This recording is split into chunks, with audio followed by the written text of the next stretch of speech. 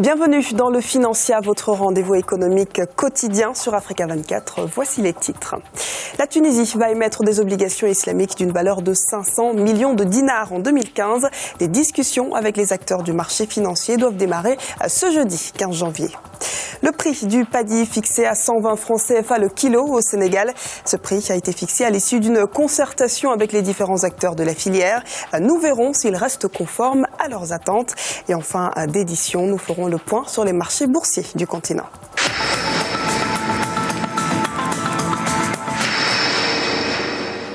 Pour diversifier les sources de financement du budget de l'État, la Tunisie émettra au cours du troisième trimestre de 2015 des soukouks islamiques d'une valeur de 500 millions de dinars au profit des banques et des entreprises.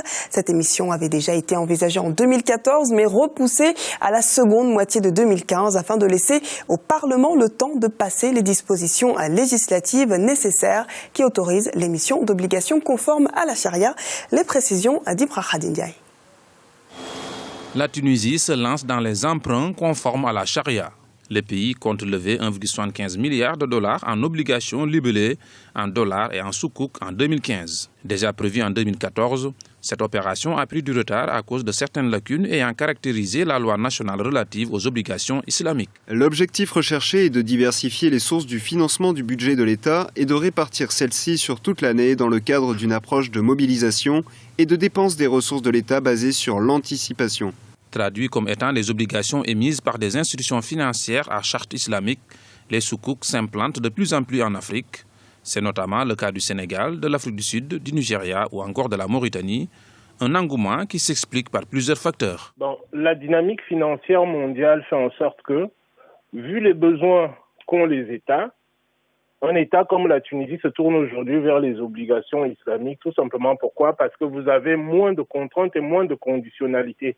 Comparé au marché classique de la dette, les conditionnalités qui sont posées aux États sont des conditionnalités qui sont beaucoup plus abordables.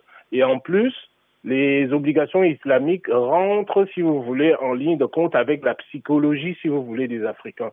Les taux d'intérêt qui sont exorbitants sur le marché international de la dette font en sorte que les États retrouvent à côté des possibilités qui sont autres par rapport au crédit classique qu'on voit sur le marché international de la dette.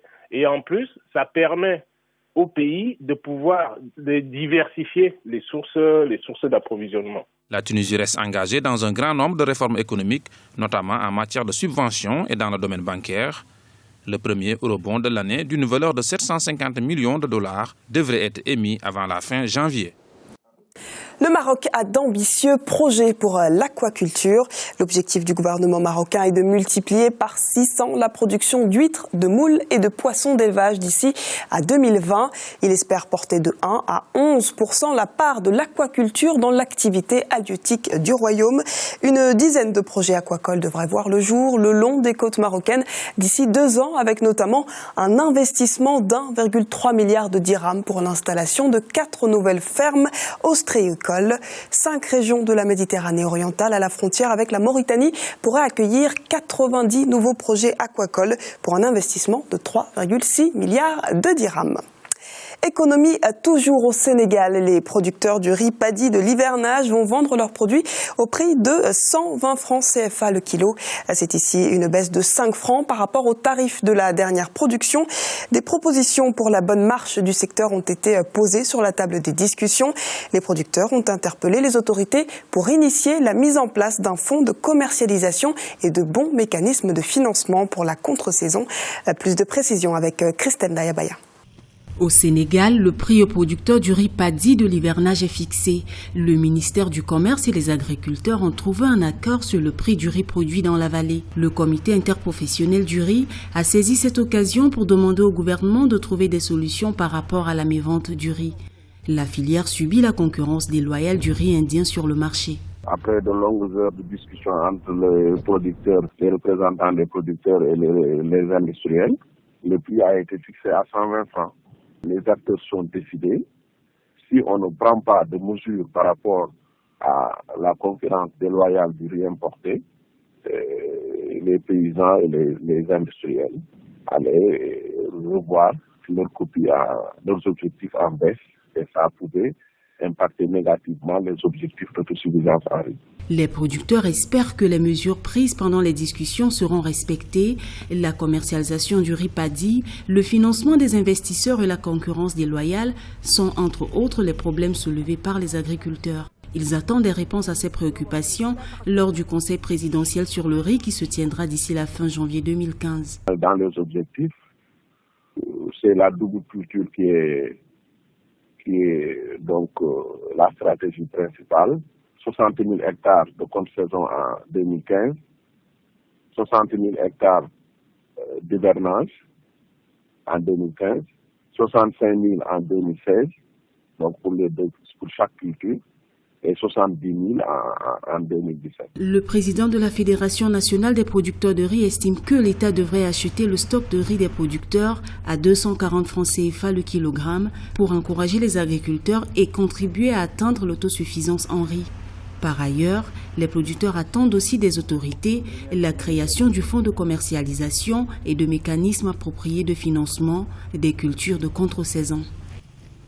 En Algérie, les importations des céréales se sont établies à 3,29 milliards de dollars durant les 11 premiers mois de l'année 2014, soit une hausse de 12,52%.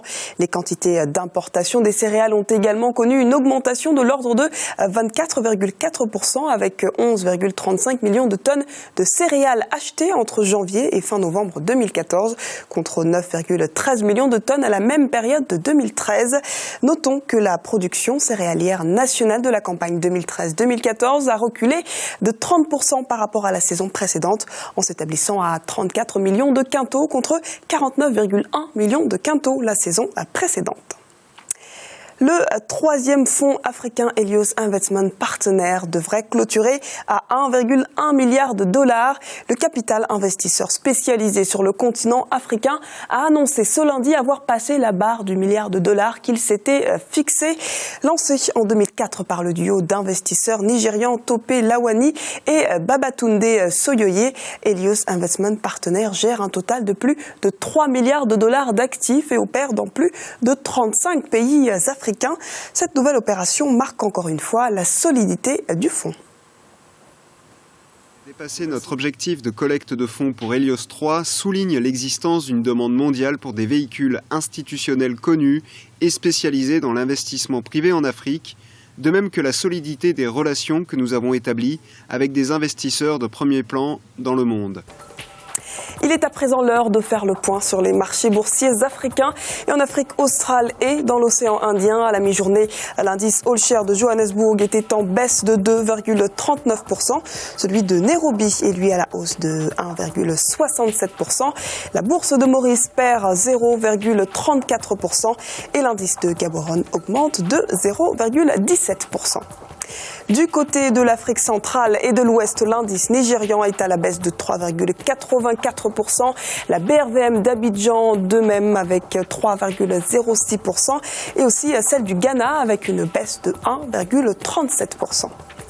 En Afrique du Nord, enfin, l'indice tunisien a enregistré une hausse de 0,01%. L'indice égyptien gagne 2,53%. Note positive également à la bourse de Casablanca avec une hausse de 1,88%. Et c'est la fin de cette édition du Financia. Merci de nous avoir suivis. On se retrouve bientôt pour un nouveau rendez-vous de l'économie sur Africa 24.